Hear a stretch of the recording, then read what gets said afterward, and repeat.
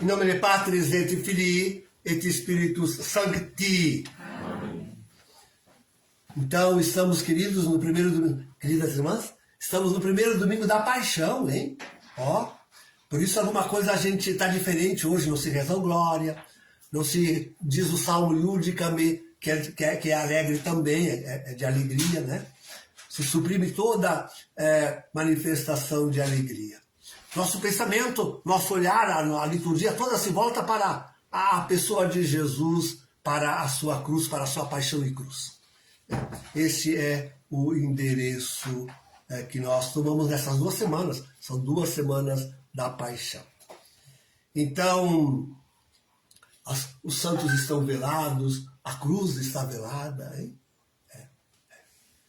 A igreja se recolhe na mais íntima contemplação do mistério da paixão e morte do Senhor.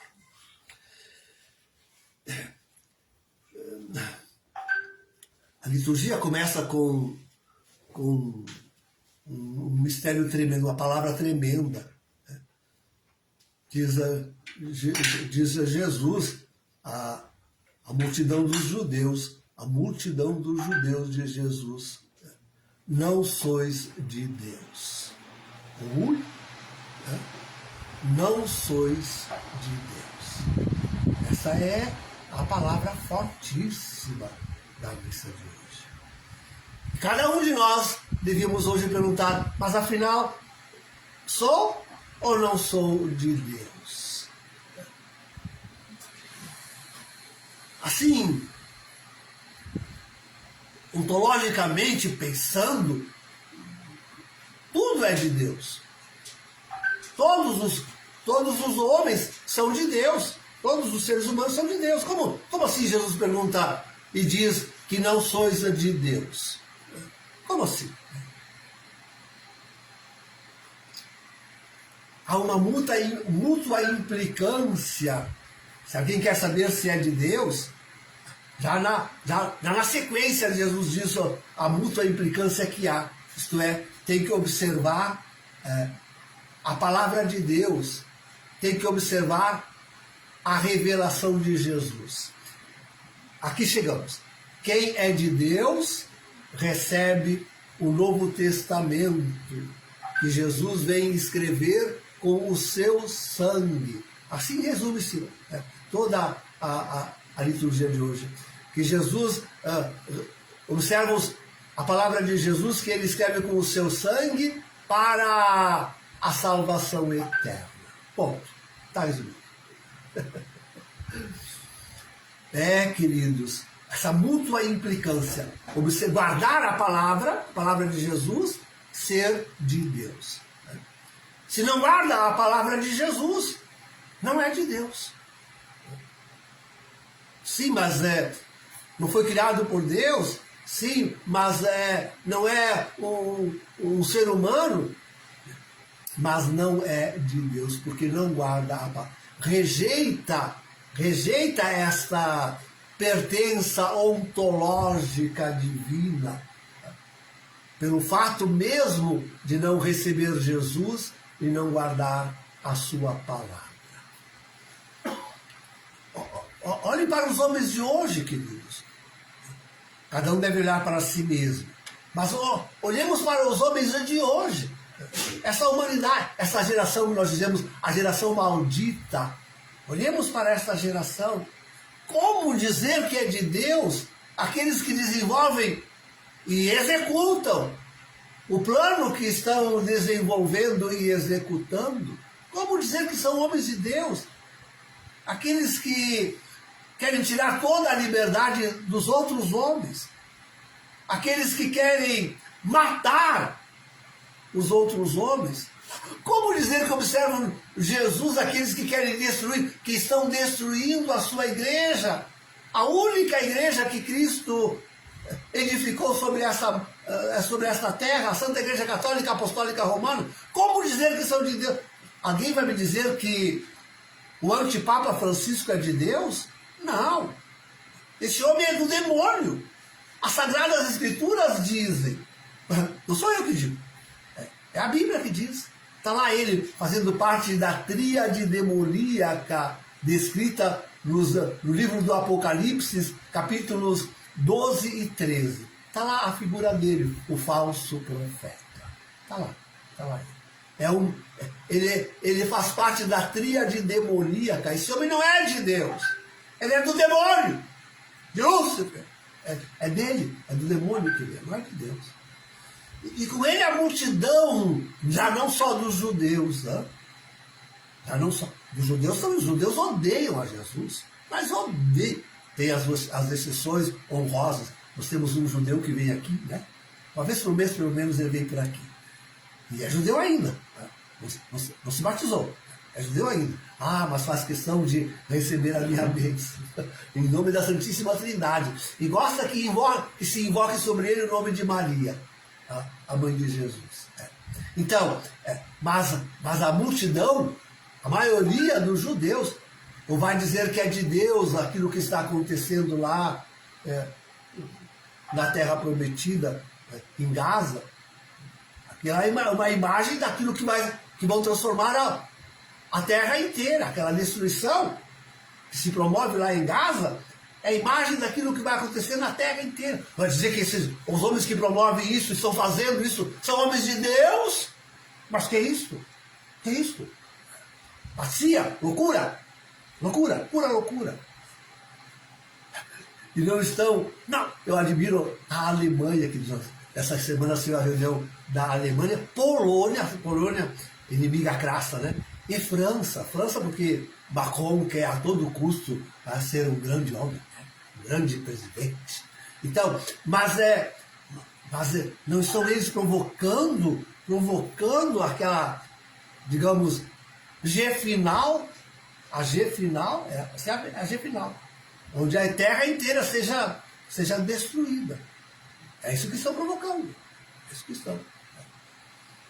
Então, esse plano, essa agenda 2025, 2030, né, ela não é elaborada por homens de Deus. Absolutamente não conhecem a palavra, não reconhecem Jesus como aquele que veio revelar a plenitude de Deus. Né? Plenitude de Deus. Queridos, não terão a vida eterna. São as três coisas: ser de Deus, guardar a palavra, possuir a vida eterna. Vir de Deus, guardar a palavra, no futuro, a vida eterna. Essas três coisas têm que andar juntas. Você pode querer a vida eterna se não guardar a palavra. E não pode guardar a palavra e dizer, não guardar a palavra e dizer que é de Deus. Não pode, não dá. Essas três coisas, ser de Deus, guardar a palavra e a ressurreição futura estão intimamente ligadas, são uma coisa só. Viram o desafio que Jesus lança aos judeus? Que criticam, eles dizem que eles têm um demônio, que ele é um samaritano, e mais, que ele tem um demônio. Eu digo de mergulho, os judeus disseram de Jesus. Hoje muitos dizem de Jesus isso. Que ele é um samaritano, isto é, que ele não veio formar a igreja de Deus. Ele é de fora da igreja de Deus. Não existe a igreja de Jesus. Muitos dizem isso. Estão destruindo a sua igreja porque não creem que ela seja de fato de Jesus. Estão destruída. É a igreja de Bergoglio. Não é mais a de Jesus. É a de Bergoglio. É a dos homens. Então, queridos, acusam Jesus de ser um demônio. Porque ele diz que possui a vida eterna. Quando em João aparece essa palavra, eu sou, isto é uma coisa fortíssima. Eu sou é o nome divino. Se alguém perguntasse para Deus, qual é o teu nome? Ele diria, eu sou. Eu sou. Então, Jesus se revela a Deus. No Evangelho de hoje, Jesus se revela a Deus. que transcende o tempo. Que coisa fantástica essa palavra de Jesus, né? Abraão exultou por ver o meu dia. Qual é o dia de Jesus? Qual é o dia de Jesus? A Páscoa. Páscoa. Morte e ressurreição. Toda a vida de Jesus é o seu dia, o dia que ele veio para anunciar a Deus, realizar a obra de Deus. Sua vida toda inteira é o dia do Senhor. Sua vida toda inteira. Abraão viu e se alegrou. E como assim que Abraão... Os judeus se escandalizam, né? Os judeus se escandalizam mortalmente, querem atirar pedras em Jesus, porque não tem 50 anos ainda, quer que Abraão o tenha conhecido. Mas isso tem ao menos dois significados profundos, queridos. O primeiro é que há uma semente de trindade, vou dizer assim da forma mais humilde possível. Há uma semente de trindade na fé do Antigo Testamento. Há uma semente. O Antigo Testamento, veja como eu sou humilde, está ao menos aberto para receber a revelação trinitária. Quem com o Antigo Testamento fecha a revelação trinitária não entendeu nada do Antigo Testamento. Tá? Esse é o primeiro significado. A fé abraâmica, ela é aberta à fé trinitária. O segundo significado dessa palavra de Jesus é que Deus é eterno. E havendo Abraão conhecido a Deus, embora talvez não pudesse distinguir plenamente, como nós o fazemos, o mistério trinitário, ele, conhecendo a Deus e sendo Jesus a Deus, conhece a Jesus. Porque conhece a Deus. E com isso está aberto a receber a palavra de Jesus. A palavra de Jesus. Queridos, até por causa da carta aos Hebreus, é importantíssimo nós considerarmos aí isto. Há um Antigo e um Novo Testamento. Hoje muitas religiões, que se dizem cristãs, eu digo, claro, muitas religiões que se dizem cristãs. E tem gente no meu grupo de comunidade lá no WhatsApp, que quer colocar Jesus abaixo do Antigo Testamento. Eles se voltam todos para o Antigo Testamento. Viram judaizantes. Alguém se confessava ser judaizante. Esses dias alguém aí, eu tenho muitos grupos, dizia que era judaizante. Então, sim, são judaizantes, mas nesse sentido mesmo, sabe? De supervalorizar o Antigo Testamento, inclusive de frente ao Novo Testamento. Eu já o disse aqui, há uma hierarquia na palavra de Deus. E aquela palavra de Deus que vem iluminar toda a palavra é a dita pela boca de Jesus. São os santos evangelhos, esses estão no topo da hierarquia da palavra. Depois ele segue de perto as cartas apostólicas dos apóstolos, né? O resto que compõe o Novo Testamento. Depois, então, vamos ter, claro, os patriarcas, Moisés e sua lei. E por fim, para melhor interpretá-la e aplicá-la, os profetas. Aí nós podemos colocar ainda mais um por fim, que são os cânticos e os salmos, especialmente os salmos que louvam a Deus por sua obra. Essa é a hierarquia. E nos salmos tem tanta revelação, inclusive sobre Jesus, ou pegue o Salmo 2. Então, tem tanta revelação sobre Jesus e o seu mistério. Mas essa é a ordem hierárquica. Primeiríssimo lugar para darmos a conhecer a Deus é Jesus, a sua palavra. É o mistério de Jesus e da sua palavra. E sobretudo, uma palavra não dita. Esses dias escutei um padre burro, eu acho, dizendo sobretudo para a multidão das religiões evangélicas, dizendo: Jesus não veio escrever uma Bíblia, escrever um livro. Jesus não veio para escrever um livro. E eu digo, se Jesus tivesse vindo para escrever um livro, ele teria nascido lá em Alexandria, alguns anos antes, quando completaram a Septuaginta, lá. Então, teria Jesus reunido aqueles doutores e teria com ele, não pescadores, doutores.